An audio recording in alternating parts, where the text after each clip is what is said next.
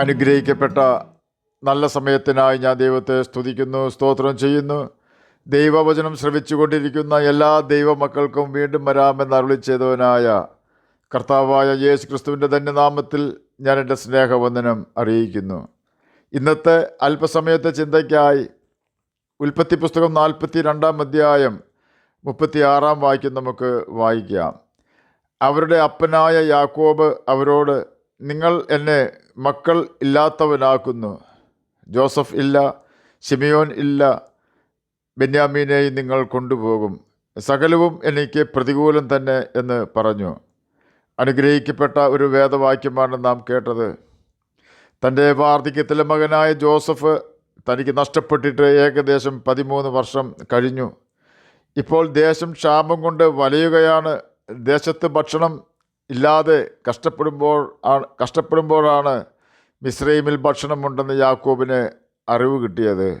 ഒട്ടും താമസിച്ചില്ല, തൻ്റെ എല്ലാ മക്കളെയും ഭക്ഷണം മേടിക്കുവാൻ മിസ്രൈമിലേക്ക് അയച്ചു. എന്നാൽ ബെന്യാമീനെ യാക്കോബ് അവരുടെ കൂടെ അയച്ചില്ല. കാരണം അവനും ജോസഫിനെ പോലെ തൻ്റെ വാർദ്ധക്യത്തിലെ മകനാണ്. എന്നാൽ ധാന്യം വാങ്ങുവാൻ പോയവരിൽ ഒരുത്തനെ മിസ്രൈമിൽ തടഞ്ഞു വെച്ചു. ശിമയി എന്നായിരുന്നു അവൻ്റെ പേര്. അവന് വിടയണമെങ്കിൽ ഇളയ മകനായ ബെന്യാമീനെ കൊണ്ടു ചെല്ലണമെന്ന് മിസ്രൈമിലെ പ്രധാനമന്ത്രി ആവശ്യപ്പെട്ടു. ഈ വാർത്ത കേട്ട യാക്കോബ് വളരെ ഹൃദയവേദനയോടെ പറയുന്ന വാക്കുകളാണ് ഉൽപ്പത്തി പുസ്തകം 42 അധ്യായം 36 വാക്യത്തിൽ നാം കേട്ടത്. ജോസഫില്ല, ശിമയില്ല, ബെന്യാമീനെയും നിങ്ങൾ കൊണ്ടുപോകും. സകലവും എനിക്ക് പ്രതികൂലം തന്നെ. എന്നെ കേൾക്കുന്ന പ്രിയ ദൈവമകളെ, ഇതുപോലെ സകലവും എനിക്ക് പ്രതികൂലം എന്ന് ചിന്തിച്ചിരിക്കുന്ന ഒരു വ്യക്തിയാണോ എന്നെ കേൾക്കുന്നത്? ഭയപ്പെടേണ്ട, എല്ലാ കാലത്തും അപ്രകാരം പറയിപ്പിക്കുന്നവനല്ല കർത്താവായ യേശു ക്രിസ്തു. 10 ശവപ്പെട്ടിയാണ് ഒരേ സമയം ഇയ്യോബിൻ്റെ മുൻപിൽ നിരത്തി വെച്ചത്.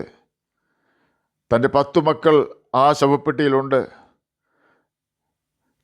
തൻ്റെ 10 മക്കൾ ഒന്നിച്ച് ശവപ്പെട്ടിയിലായപ്പോഴും ഇയ്യോബ് പറയുകയാണ്, കർത്താവ് തന്നു, കർത്താവ് എടുത്തു, യഹോവയുടെ നാമം വാഴ്ത്തപ്പെടുമാറാകട്ടെ. നമുക്കങ്ങനെ പറയുവാൻ ബുദ്ധിമുട്ടുണ്ടാകുമെന്ന് എനിക്കറിയാം. ഇയ്യോബിന് അപ്രകാരം പറയുവാൻ തക്കവണ്ണം ദൈവത്തിലുള്ള ആശ്രയം വലിയതായിരുന്നു. കാരണം അവൻ തൻ്റെ ദൈവത്തെ നന്നായി അടുത്തറിഞ്ഞിരുന്നു. അവൻ്റെ ആട്ടിൻകൂട്ടവും കന്നുകാലിക്കൂട്ടവും വസ്തുവകയും എല്ലാം നഷ്ടപ്പെട്ടു. തന്നെയുമല്ല, ശരീരം പുഴുക്കാരി തിന്നുന്ന നരകതുല്യ ജീവിതമാണ് താൻ ഇപ്പോൾ നയിച്ചുകൊണ്ടിരിക്കുന്നത്. അപ്പോഴും ഇയ്യോബ് പറയുകയാണ്, എൻ്റെ വീണ്ടെടുപ്പുകാരൻ ജീവിച്ചിരിക്കുന്നു. അവനൊടുവിൽ പൊടിമേൽ അഥവാ ഭൂമിയിൽ നിൽക്കും. അവനെനിക്ക് ന്യായം നടത്തിത്തരുവാൻ ഇറങ്ങി വരും എന്ന് ഞാൻ അറിയുന്നു. ഇയ്യോബ് 19 അധ്യായം 25 വാക്യമാണ് നാം കേട്ടത്. നാമും ഇപ്രകാരം ദൈവത്തെ അറിയുവാൻ ഉത്സാഹിച്ചാൽ നിശ്ചയമായും നമ്മുടെ കർത്താവ് നമ്മെ കഷ്ടതയിൽ കൈവിടുകയില്ല എന്ന യാഥാർത്ഥ്യം നമുക്ക് ഗ്രഹിക്കുവാൻ കഴിയും. യാക്കോബിൻ്റെ സാഹചര്യം വളരെ പ്രതികൂലമാണ്. എങ്കിലും ജോസഫിന് വേണ്ടി ദൈവത്തോട് അവൻ പ്രാർത്ഥിക്കുന്നത് ഒരു ഭാഗത്തും നമുക്ക് കാണുവാൻ സാധിക്കുന്നില്ല. ദൈവത്തിൻ്റെ സഹിത്വം യാക്കോബിനുണ്ടായിരുന്നു. കാരണം ബേഥേലിൽ വെച്ച് യാക്കോബ് ദൈവത്തെ ദർശനം കണ്ടവനാണ്. അന്നവൻ കണ്ട ദർശനമാണ് അവൻ്റെ അമ്മയുടെ സഹോദരനും ഭാര്യമാരുടെ പിതാവും തന്നെ വളരെയധികം കഷ്ടപ്പെടുത്തിയവനുമായ ലാബാൻ്റെ വഞ്ചനയിലും കെണിയിലും യാക്കോബിനെ പിടിച്ചു നിൽക്കുവാൻ ബലം നൽകിയത്. ബേഥേലിൽ വെച്ച് കണ്ട ദർശനം തന്നെയാണ് തൻ്റെ മകൻ ജോസഫ് നഷ്ടപ്പെട്ടപ്പോഴും യാക്കോബിനെ ആശ്വസിപ്പിച്ചതും പിടിച്ചു നിർത്തിയതും. എന്നാൽ യാക്കോബിന് പറ്റിയ ചെറിയൊരു തെറ്റ്, തനിക്ക് ദർശനം തന്ന യഹോവ തൻ്റെ മകനായ ജോസഫിനും ദർശനം കൊടുക്കും എന്നും തനിക്ക് ദർശനം സഫലമാക്കി തന്ന യഹോവ തൻ്റെ മകന് കൊടുത്ത ദർശനവും സഫലമാക്കി കൊടുക്കുവാൻ ശക്തനാണെന്നും യാക്കോബ് തിരിച്ചറിഞ്ഞില്ല എന്നതാണ് തെറ്റ്. അല്പം പ്രതികൂലത്തിലും സങ്കടത്തിലുമായിരുന്ന യാക്കോബിന് ഇപ്പോഴിതാ ആശ്വാസത്തിൻ്റെ വാക്കുകൾ കേൾക്കുവാൻ ഉൽപ്പത്തി പുസ്തകം 45 അധ്യായം 26 വാക്യത്തിൽ കൂടി ഭാഗ്യം ലഭിച്ചു. ജോസഫ് ജീവനോടിരിക്കുന്നു, അവൻ മിസ്രൈമിനൊക്കെയും അധിപതിയാകുന്നു. ഇതായിരുന്നു യാക്കോബിനുള്ള സന്തോഷ വാർത്ത. ഈ വാർത്ത ആദ്യം യാക്കോബ് വിശ്വസിച്ചില്ലെങ്കിലും ജോസഫ് യാക്കോബിനെ കയറ്റിക്കൊണ്ടുവരുവാൻ അയച്ച രഥം കണ്ടപ്പോൾ യാക്കോബിന് വീണ്ടും ചൈതന്യം വന്നു.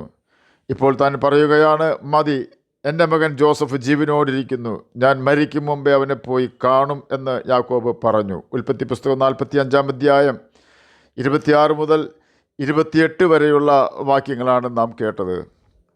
തന്നെയുമല്ല, ഇതാ ദൈവം നേരിട്ട് യാക്കോബിനോട് ഇടപെടുന്നു.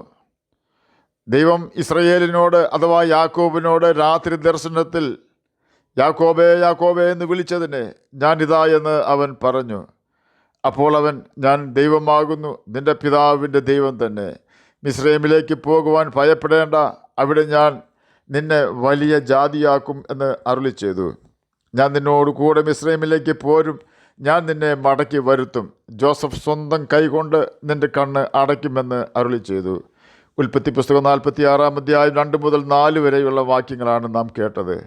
തന്നെയുമല്ല, മിസ്രൈമിലെത്തിയ യാക്കോബ് കടിച്ചു കീറിപ്പോയി എന്ന് താൻ വിശ്വസിച്ച് തൻ്റെ മകൻ ജോസഫിനെ കണ്ടപ്പോൾ പറയുകയാണ്, തൻ്റെ സന്തോഷം അടക്കുവാൻ കഴിയാതെ, നീ ജീവനോടിരിക്കുന്നു എന്ന് ഞാൻ നിൻ്റെ മുഖം കണ്ടറിഞ്ഞതുകൊണ്ട് ഞാനിപ്പോൾ തന്നെ മരിച്ചാലും വേണ്ടതില്ല.